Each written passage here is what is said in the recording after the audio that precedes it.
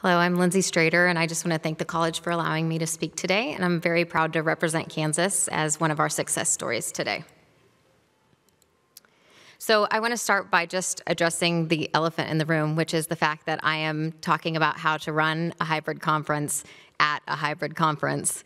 So there's probably a lot you know, but maybe you can glean something from our talk today. So in 2020, of course, we had the year of cancellations. We had the year of delays of staying home and staying safe. But by 2021, we really needed to start to adapt, and that's where our Kansas chapter really looked outside of the box to try to continue to meet. Now I think we're in 2022, where I feel this is the year we've moved on. We decide we need to get back into practice and meeting with people again and have important conferences like this and March Madness. Shout out KU. For 2021 Kansas chapter meeting, we selected a hybrid approach where we had both in-person and online participants and presenters. Our physical location was in Wichita, Kansas, which is the largest chapter in our Kansas chapter. At that location, we had surgeons, surgery residents, and medical students who were presenting and participating. We also utilized the online platform Zoom to present to our virtual audience. We chose that because of ease of use, low cost, and audience familiarity with Zoom. And then we took questions from the audience by microphone as well as from the Zoom chat box, very similar to our meeting today. We found that this was overall a success for our chapter. We had a higher participation than the previous 2 years, which included both 2019, which was all in person, and 2020, which was 100% virtual. In addition, our 2021 hybrid meeting, 45% selected a virtual approach, which shows that it was a well-received and a popular option. Our post-conference surveys were overwhelmingly positive. We asked our participants how they rated the educational activity, and 100% selected good or excellent. We also asked them, excuse me, if the educational format was conducive to learning, and 100% of them chose agree or strongly agree. There's many reasons to select a hybrid approach. First and foremost, of course, are the rapidly changing active infections and social gathering restrictions. You know, these are set in our state by the county, and we had little notice ahead of time of when those would change. And we felt the hybrid approach allowed us to become 100% virtual if we needed to change to that. You know, we're continuing to cycle through COVID with changes, and so a hybrid approach is a great way to suddenly change to a virtual conference if you need to. Also, we took into account our resident presenters. We have 2 University of Kansas residency programs in Kansas, and those resident presenters participate in resident research competitions in trauma, cancer, and a general surgery forum. And those residents deserve the right to present their research, but certainly with work hour restrictions or long call shifts, asking them to drive to the other residency program, which can be over 3 hours away, is quite, a cumbersome task and can be unsafe. So we wanted to think about them. Additionally, our medical students present as well if they've performed research, and a lot of them are on their sub-internship rotations. And certainly presenting research is important and impressive, but taking time off to present research is less impressive. So we were able to allow them to present as well. One of our medical students has presented 3 years in a row, and he presented from another state. Excuse my asthma, it doesn't like cherry tree blossoms, apparently.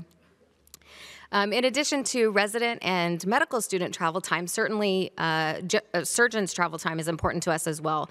Kansas is a very diverse state. We have the urban areas where our 2 residencies are located here down in Wichita, as well up in Kansas City. But the remainder of the state is quite rural. We even have some hospitals that are designated as frontier hospitals. And so our surgeon that's the farthest away is over here in Colby, Kansas, which is right on the Colorado border. It takes her 5 hours to get to Wichita. That's one way, and it certainly leaves a large area that's underserved and not, without a surgeon at that time. So it's quite a task. We also have surgeons who have at-risk conditions. That can be anything from being immunocompromised to being pregnant, which can certainly make it hard to travel and be safe in the time of COVID. There are pitfalls of a hybrid meeting. First and most prohibitive is cost. Our expenses did increase. When we compared our meeting in 21 to the meeting in 2018, which was in the same physical space, there was about $1,500 difference of putting on the conference. And that $1,500 allowed us to provide for an on-site AV tech, which was really important to go from online presentations back to in-person presentations. And we also were able to duplicate our equipment for our luncheon meeting so we could include our online participants. However, utilizing Zoom was significantly cost savings. We briefly looked into using a medical production company, but those can cost quite a bit, and that was out of our budget for this meeting. We've all seen the pitfalls of a Zoom meeting. As many of you remember the court meeting in Texas where a lawyer was turned into a cat for a brief period of time. For our meeting, certainly there's the dreaded mute button, but in these type of conferences, it's the unmute button, which is someone who accidentally is unmuted and may be discussing even private HIPAA information inadvertently. So it was very important for our host capabilities to be able to mute somebody if they were unintentionally muted, as well as everyone who joined the meeting needed to be muted from the start.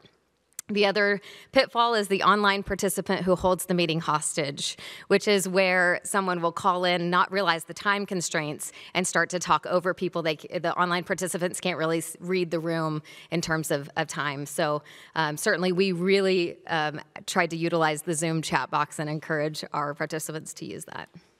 I think the most important part of a hybrid meeting is to ensure that the physical and the digital experience are equally enjoyable. Certainly, you all don't want to sit here while we're working on the technical glitches and, twiddle your thumbs while we're trying to make the experience better for online. And in that same vein, the online participants need to know what's going on in the room. So if I asked everybody if this was the best presentation you heard today, and then I can just tell the online audience that everybody's hand is raised, which is absolutely true. So. We're currently in process, excuse me, of planning our 2022 Kansas chapter meeting, and we are selecting a hybrid approach again. There's a couple of improvements we're going to do, which include running a virtual and in-person test the night before. It's very important to go back and forth between those two, which we found out that day, and as well as logging into the Zoom meeting even though you're physically at the meeting, because that allows you to fix those technology glitches faster.